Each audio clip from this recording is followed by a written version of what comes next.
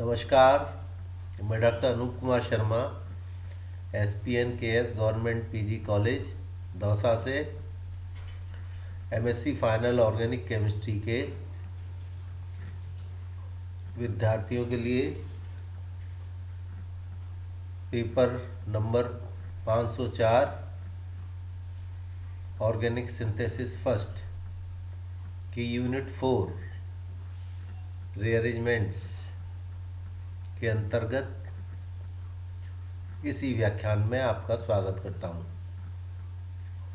आज हम पढ़ेंगे Beckmann rearrangement. So what is Beckmann rearrangement? Bachmann rearrangement is the conversion of ketoxenes to N-substituted amides using acid catalyst. Conversion of ketoxenes to N-substituted amides. कीटोक्सिम्स को का N-substituted amide में conversion जो है is known as Bachmann rearrangement. And these ketoxenes are obtained from ketones. And ketones, so some in some books you study from conversion of ketones to N-substituted amide, but the Bachmann rearrangement is ketoxim conversion of ketoxins to N-substituted amides.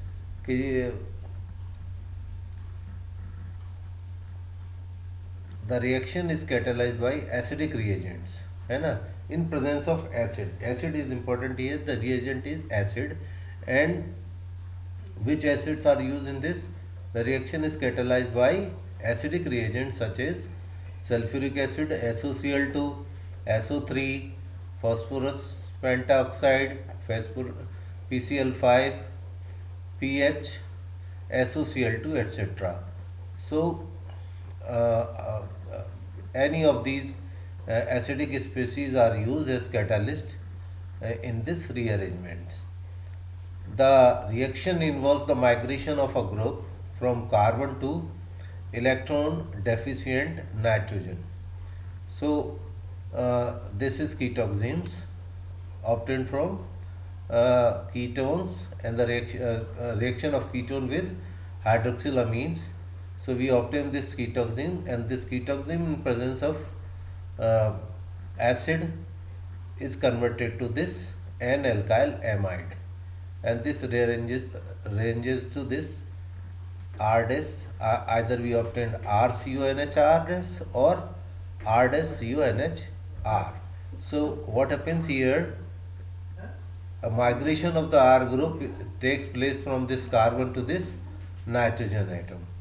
So this reaction involves the migration of a group from carbon to electron deficient nitrogen. इस carbon से एक alkyl group इस nitrogen पर, electron deficient nitrogen पर जो है वो migrate कर जाता है. The migration of this group depends not on the migrational aptitude but on the orientation of the group with the OH group. So this is very important in this reaction. This the migration of our alkyl group do not depend upon the migratory aptitude.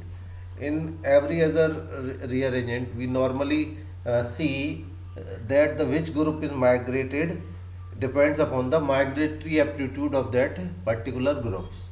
But here the migration of the group not depend on the migrational aptitude of the group, but it depends on the orientation of the group with OH group, orientation of that migratory group, the group which is migrating, and orientation of this OH group in this ketoxins.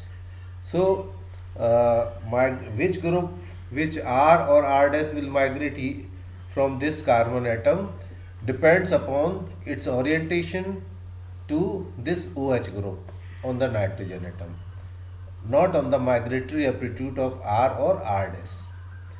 It is found that the migrating group is always anti, that is trans to the hydroxyl group. thus the reaction is stereospecific. Okay, now which group is migrates? Here we are saying that the migratory group, no, migratory migration of the group depend upon the orientation of that group to this OH group. So which R is migrated is the R group or the alkyl group which migrate, which is on the trans position or at the anti position of this OH group is migrated. It is found that the migrating group is always anti to the hydroxyl group. Anti group to the OH migrates. This and because only anti group migrates, not the cis one, so this reaction is stereospecific. Here we show this R dash group is anti to this OH group in this ketoxenes. So in presence of the acid by the Bachmann rearrangement, this R group migrates to the nitrogen atom and this convert to RCONH R dash. We obtained RCONH R dash. Here in this reaction we actually obtained RCONH R dash if this R dash is anti to this OH, and if R is anti to the, then we obtain this product. So the group which is anti to the OH group always migrates from carbon to nitrogen.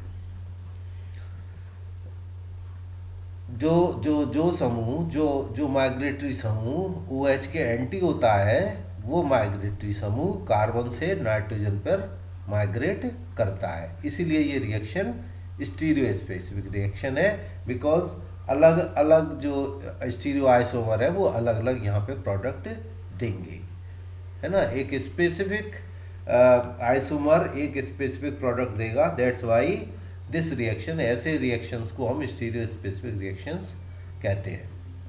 Now that is always the anti group which migrates has been confirmed by the rearrangement of the two isomeric oxygens of 2-bromo-5-nitroacetophenone. And ये जो migratory aptitude which we are saying here कि जो group anti है OH से वो migrate करता है, this is confirmed by the rearrangement of the two isomeric oxygens of 2-bromo-5-nitroacetophenone. 2-bromo-5-nitroacetophenone की ये दो आइसोमर है. एक तो ये आइसोमर है 2-bromo-5-nitroacetophenone, है ना. इसका एक तो ये आइसोमर है जिसमें ये OH, ये Me जो है वो इस OH के एंटी है, और ये दूसरा आइसोमर है जिसमें ये OH और Me दोनों दो सेम साइड में है. Okay, so in these two isomers what we obtain by the Bachmann rearrangement, here we obtain this Me group will migrate because it is anti to OH. So we obtain this isomer third CONH Me, यहाँ Me migrate कर गया. And in this second isomer, because this aromatic group, this 2-bromo-5-nitro benzene, this phenyl group, because this group is, this aromatic group is anti to this OH, so this will migrate and we obtain this MECONH and ये migrate करके nitrogen के ऊपर आ गया. सो यहाँ से confirm हो रहा है कि जो ग्रुप OH के एंटी है वही माइग्रेट करता है. इस आइसोमर में Me OH के एंटी है तो ये Me जो है वो नाइट्रोजन पे माइग्रेट कर गया. We obtain this product. And in this isomer second, इस आइसोमर में because this aromatic group, this one is anti to this OH, तो ये यहाँ से कार्बन से नाइट्रोजन पे माइग्रेट कर गया और ये हमें ये वाला प्रोडक्ट जो है वो मिला. ओके, इट इज सो ये कंफर्म हो रही है बात कि that group which is anti to OH group migrate from carbon to nitrogen. Now it is found that a isomer first gives n-methyl 2-bromo 5-nitrobenzamide. Third, ये third है, this is n-methyl 2-bromo 5-nitrobenzamide, indicating the migration of OH of the anti-group Me to the nitrogen atom, and the isomer second gives n-2-bromo 5-nitrophenyl acetamide, this fourth one, and due to migration of anti-aryl group of the nitrogen atom. जो बात मैंने आपको समझाई वो ये लिखी हुई है, ठीक है. Now the direct interchange of migrating group and OH group does not occur. It proved by the fact that 18O is incorporated in the product in the presence of H2O deuterated water. तो यहाँ पे सीधे reaction में देखने से क्या लग रहा है कि यहाँ पे OH ग्रुप माइग्रेट करके तो यहाँ आ जाता है कार्बन पे, और R ग्रुप माइग्रेट करके नाइट्रोजन पे जुड़ जाता है. तो ये डायरेक्ट इंटरचेंज नहीं हो रहा. हाँ, ये जैसे रिएक्शन में ऊपर देखने से क्या लगता है कि यहाँ पे ये डायरेक्ट इंटरचेंज OH तो यहाँ आ गया कार्बन पे, और R जो है वो इस नाइट्रोजन पे आ गया, ऐसे देखने में लगता है. ऐसा होता नहीं है ना, ये डायरेक्ट नहीं होता. This direct interchange of the migrating group and OH does not occur. It proved by the fact that 18O is incorporated in the product in the presence of deuterated water. इस reaction को अगर हम ड्यूटेरेटेड water की presence में कराते हैं तो ये ऑक्सीजन 18 जो वाटर में है ये इस प्रोडक्ट में इनकॉर्पोरेट हो जा रही है. इनकॉर्पोरेट हो जा रही है, ये शो कर रहा है कि अगर ये डायरेक्ट हो रहा होता, आर ग्रुप नाइट्रोजन पे आ रहा होता और OH इस कार्बन पे जा रहा होता, तो यहाँ पे ये जो बाहर से ऑक्सीजन इसके अंदर इंटरवीन नहीं कर पाता. लेकिन प्रोडक्ट में चूंकि 18O इनकॉर्पोरेटेड हो रहा है, इसका मतलब ये है कि ये ग्रुप डायरेक्ट माइग्रेट नहीं कर रहा है. ये इसके सपोर्ट में बात है. So this was the migrating the way of migration of this alkyl group. Now some aldoxime, ये जो रिएक्शन शो करा जा रहा है वो कीटोक्सिम दे रहे हैं, है ना. Some aldoxime undergo the rearrangement in the presence of phosphoric acid, है ना. कुछ एल्डोक्सिम भी दिखाते हैं ये reaction, but the reaction is not a general one. लेकिन सारे नहीं दिखाते. कोई जनरल इसको अपन ये कह नहीं सकते कि एल्डोक्सिम भी इस प्रकार का रिएक्शन शो करते हैं. Only ketoxime shows some aldoxime undergo this rearrangement, है ना, by the action of the phosphoric acid, but this reaction is cannot be said to be a general one reaction. Okay. Oxime esters and ethers also undergo Beckmann rearrangement. Oximes, the ester of oximes and ethers also undergo Beckmann rearrangement, and the acidic reagent converts the OH group to a better living group.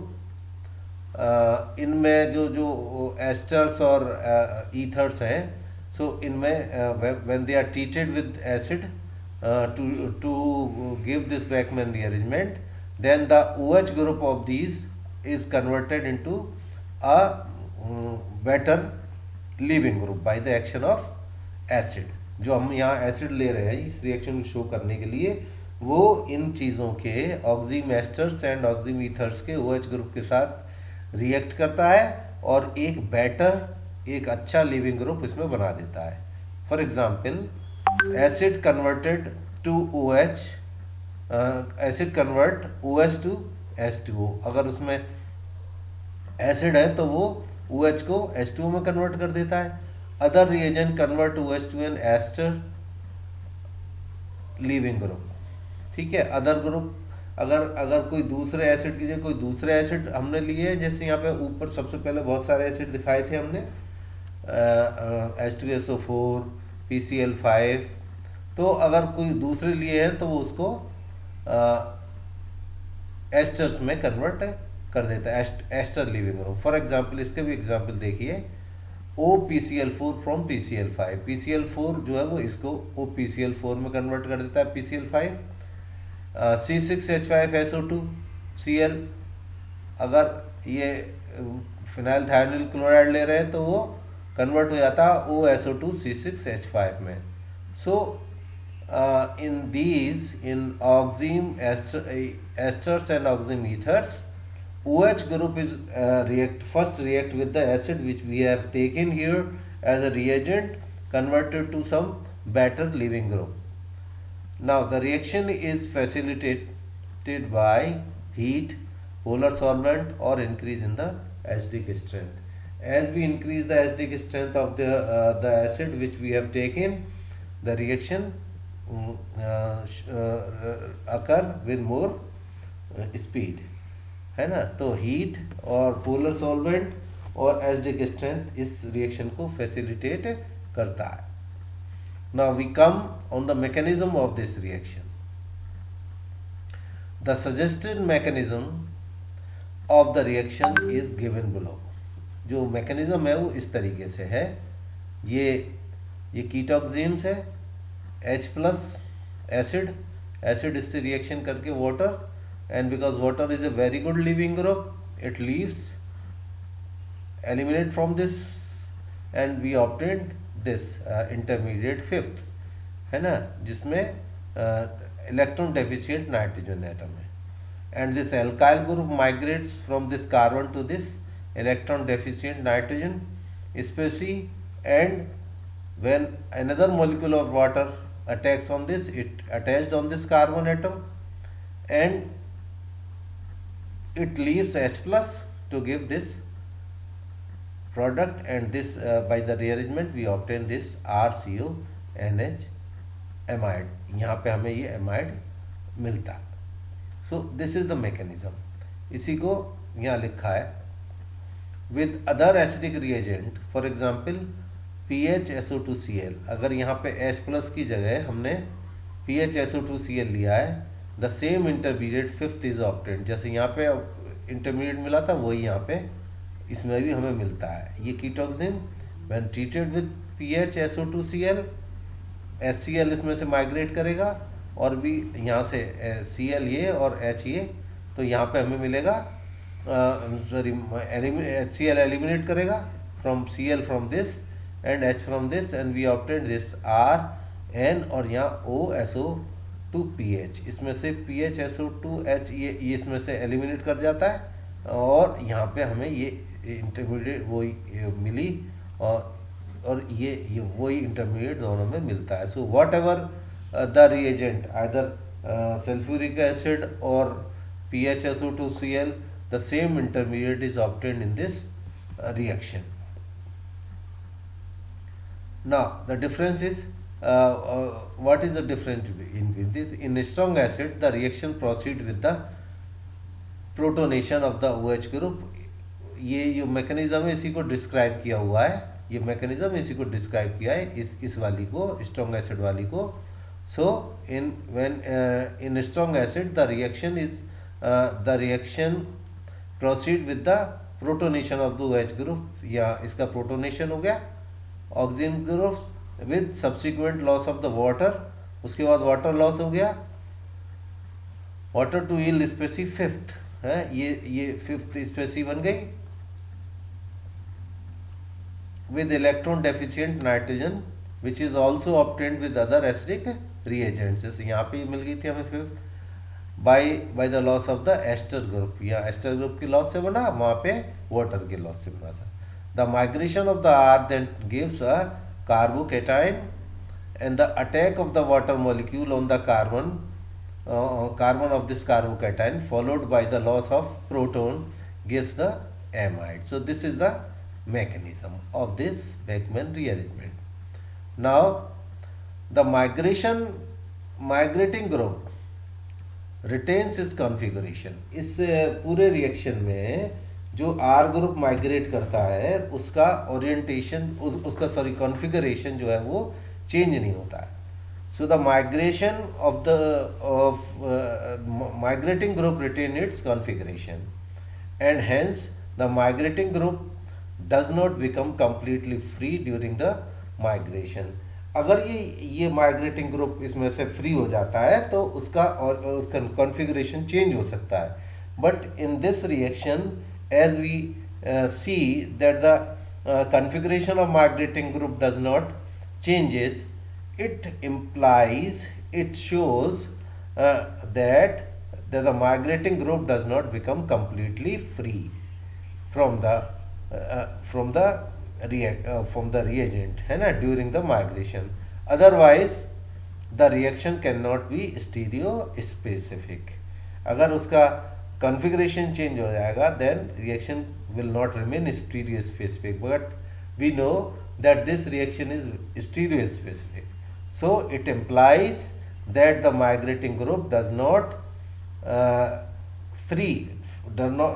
become free from the parent reagent.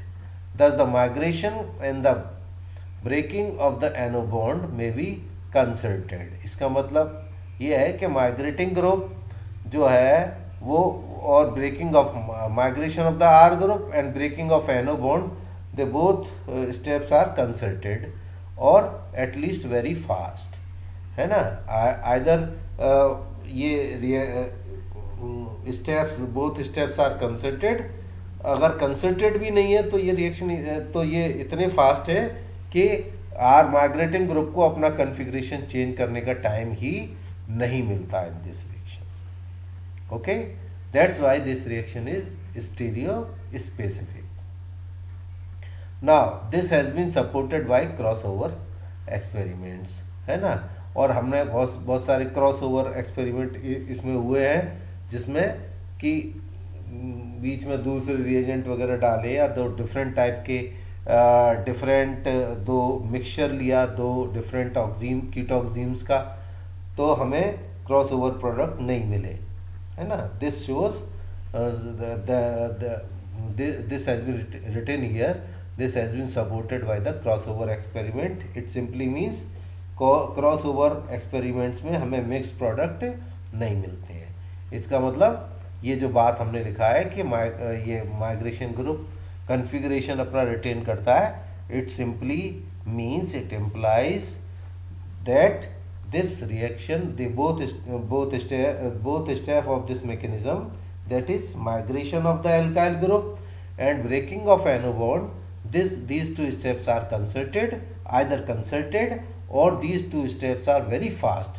So the migrating alkyl group do not have time to change its configuration. Okay, and this is ये जो है ये जो हमने यहाँ से जो result हमें जो मिला है ये स्टोरी स्पेसिफिसिटी के सपोर्ट में, इसको और सपोर्ट किया क्रॉसओवर एक्सपेरिमेंट्स ने. So that was Bachmann rearrangement and its mechanism. Now we come on the application part of this reaction. So these are some application of this. Number 1, determination of the configuration of ketoxim. इस reaction से हम जो कीटोक्सिम है उसका जो है configuration हम इससे डिटरमाइन कर सकते हैं.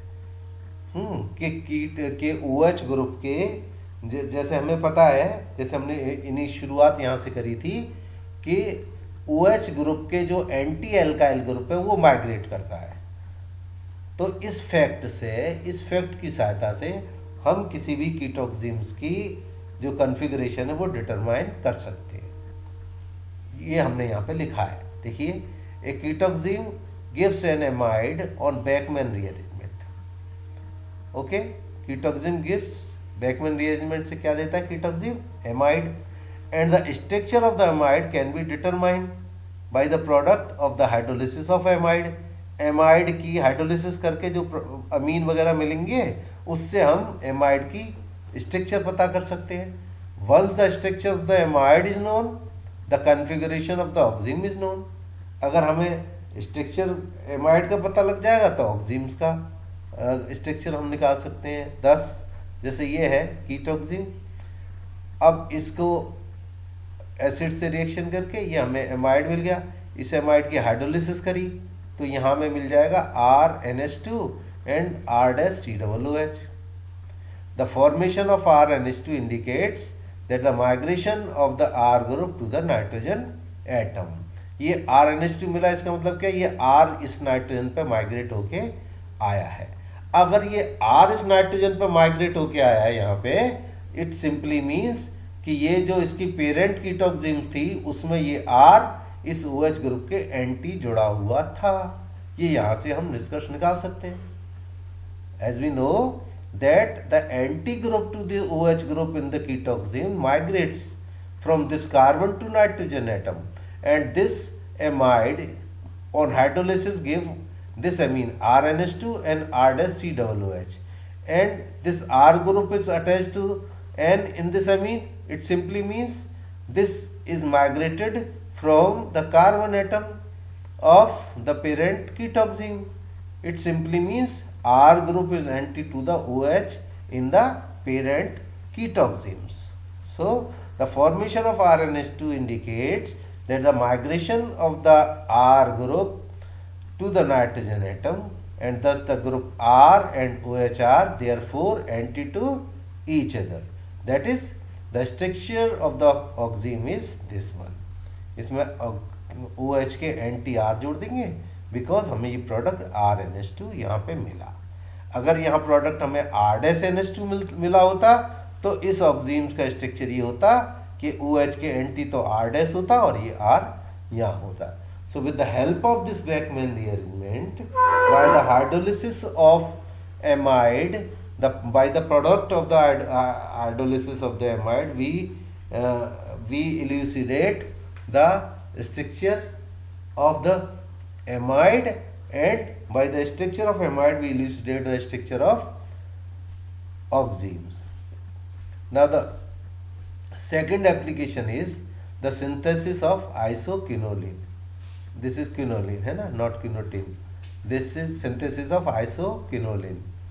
This is cinemaldehyde oxime. ये cinemaldehyde है ना, ये cinnamic acid होता है C6H5CH double bond CH COOH, and उसका ये यहाँ पे cinemaldehyde हो जाएगा C6H5CH double bond CH CHO, और उसका ये यहाँ पे ऑक्सीम बना दिया है हाइड्रोक्सिलामीन की रिएक्शन से। फॉस्फोरस पेंटाऑक्साइड से रिएक्शन करने से हमें यहाँ पे ये माइग्रेशन बैकमैन रीअरेंजमेंट से ये माइग्रेशन ये बनेगा इंटरमीडिएट, और इससे इसके जो है इसमें वाटर, यहाँ से वाटर निकल जाएगा, यहाँ ये रीअरेंजमेंट होकर यहाँ पे OH ग्रुप, यहाँ से H2O निकल जाएगा और हमें ये साइक्लाइजेशन हो जाएगा and we obtain isoquinoline.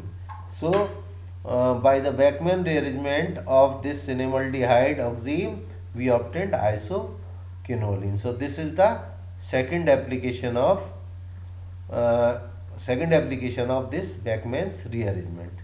Now the third application is synthesis of lactames.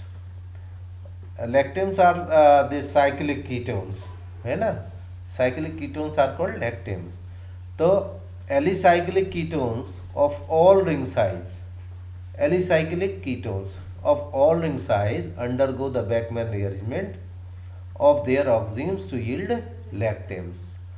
ठीक है, किसी भी साइज का जो कीटोन है, साइक्लिक कीटोन है, वो बैकमैन रीअरेंजमेंट से उसके ऑक्सीम का बैकमैन रीअरेंजमेंट से कराने पर लैक्टेम्स मिलते हैं। ठीक है, अब ये इम्पोर्टेंट क्यों है? ये इम्पोर्टेंट इसलिए है, इसका क्या यूज़ है वो देखिए, बहुत इम्पोर्टेंट यूज़ है। एक परलोन, जैसे परलोन है, Perlon is a valuable textile polymer. Nylon वगैरह बनाने में उस तरीके पॉलीमर बनाने में ये काम आता है। तो ये पॉलीमर है Perlon, a valuable textile polymer of considerable industrial importance is prepared from omega caprolactam. Omega caprolactam से ये परलोन बनाया जाता है। परलोन जो है वो पॉलीमर है जो जिसका बहुत ही इंडस्ट्रियल इम्पोर्टेंस है। नायलॉन की तरह का परलोन जो है वो पॉलीमर है। This is obtained by the Beckmann rearrangement of cyclohexanone oxime. Cyclohexanone के ऑक्सीम से ये मिलता हमें। And it is synthesise from phenol as below. Industry में इसको जो है वो फिनोल से जो है सिंथेसाइज किया जाता है। ये फिनोल का रिडक्शन कर दिया तो साइक्लोहेक्सिनोल बन गया। हेक्सिनोल का ऑक्सीडेशन कॉपर के साथ गर्म करने पे तो ये हमें साइक्लोहेक्सिनोन बन गया। हेक्सिनोल टू साइक्लोहेक्से साइक्लिक कीटोन ये बन गया। इसका एमाइड ऑक्सीम बना दी हाइड्रोक्सिल अमीन से रिएक्शन करके, तो ये ऑक्सीम बन गई। अब यहाँ से ये बैकमैन रीअरेंजमेंट हो गया। यहाँ पे एसिड के साथ इसको गर्म करने पर ओमेगा कैप्रोलैक्टम बन गया। ओमेगा कैप्रोलैक्टम बेस और उसकी प्रेजेंस में ये इस तरीके का ये चेन टूट जाती है और ये जो ओपन चेन पॉलीमर जो हमें मिल गया दिस इज पर्लोन। सो जो Perlon is of very industrial uses. Now aldoxime undergo the Beckmann, ये इसका सिंथेटिक यूज है। Aldoxime undergo the Beckmann conditions undergo dehydration to nitriles. अगर यहाँ कीटोक्सिम्स की जगह एल्डोक्सिम्स के साथ ये वाला रिएक्शन बैकमैन रीअरेंजमेंट कराते हैं तो यहाँ पे हमें साइनाइड्स मिलते हैं। बेंजोनाइट्राइल्स या फिनाइल साइनाइड, इसमें ये हमें एल्डोक्सिम फिनाइल साइनाइड देते हैं, जबकि कीटोक्सिम इस तरीके के गामा लैक्टम्स देते हैं, सॉरी लैक्टम्स देते हैं, है ना। ओमेगा अल्फा बीटा गामा कुछ भी यहाँ पे कैप्रोलैक्टम जैसे इसमें मिला उस तरीके के लैक्टम्स मिल देते हैं कीटोक्सिम, और एल्डोक्सिम जो है वो साइनाइड देते हैं। And the last synthetic use of this Beckmann rearrangement is synthesis of paracetamol और acetoaminophen. Other name of paracetamol is acetoaminophen. The Beckmann rearrangement is used for the synthesis of paracetamol from phenol. Phenol से paracetamol बनाते हैं। ये phenol है, asterisk anhydride hydrofluoric acid की presence में ये बन जाएगा, इसमें पैरा पोजीशन पे ये जुड़ गया, और फिर इसका हाइड्रोक्सिल अमीन से रिएक्शन करा के ये एंड ट्राइफ्लोरोएस्टिक एसिड और SOCl2 से, तो ये हमें एसिटामिनोफेन या पैरासीटामोल इसमें बन जाएगा। तो पैरासीटामोल बनाने का एक ये मेथड है, फिनॉल से पैरासीटामोल बनाने के यूज आता है। तो ये इसके सिंथेटिक यूजेज हो गए। So what we have to write is the what is Beckmann rearrangement. Beckmann rearrangement is conversion of ketoxims to an substituted amides in presence of acid। फिर इसके सपोर्ट में कि ये स्टीरियो स्पेसिफिक है, एक हमें सपोर्ट में ये दोनों जो है 2-bromo-5 नाइट्रोएसिटोफिनोन के दो आइसोमर के साथ रिएक्शन दिखाएंगे, जिससे ये पता लगेगा कि ये स्टीरियो स्पेसिफिक है। और स्टीरियो स्पेसिफिसिटी बताने के बाद फिर इसमें ये बताएंगे कि ये जो है माइग्रेशन और OH ग्रुप ये इंटरचेंज जो हो रहा है वो सिंपल इंटरचेंज नहीं है, बिकॉज ये इसको शो करेंगे। और उसके बाद फिर अदर सिंपल एसिड के स्ट्रॉन्ग एसिड की बजाय अगर दूसरे एसिड यूज कर रहे हैं तो उनसे क्या क्या प्रोडक्ट मिलते हैं वो बता देंगे ऊपर।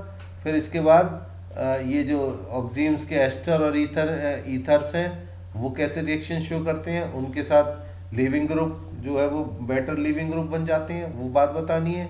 इसके बाद मैकेनिज्म बतानी है इसकी, है ना। मैकेनिज्म इज वेरी सिंपल, है ना। प्रोटोनेशन होता है इसका पहले OH ग्रुप का, यहाँ से वाटर लीव कर जाता है। वाटर लीव करने के बाद ये बहुत इंपॉर्टेंट स्पेसी है electron deficient nitrogen, and this attracts this alkyl group from carbon, और ये हमें ये कार्बोकैटायन बन जाता है। कार्बोकैटायन के ऊपर दूसरा वाटर मॉलिक्यूल अटैक करके ये बन जाता है, और इसमें से H निकल के और ये हमें फाइनल प्रोडक्ट मिल जाता है। ये हमें बताना है। ये इसके बाद दूसरे एसिड स्पेसी से भी इसी तरीके के इंटरमीडिएट मिलते हैं हमें। फिर इसमें माइग्रेशन में कॉन्फ़िगरेशन रिटेन रहता है ना। ये रिटेंशन जो है वो स्टीरियो स्पेसिफिक है, और ये इस वजह से ये पता कि माइग्रेशन और ये बॉन्ड ब्रेकिंग जो है वो दोनों कंसल्टेड स्टेप में होते हैं. This is confirm by the cross over products.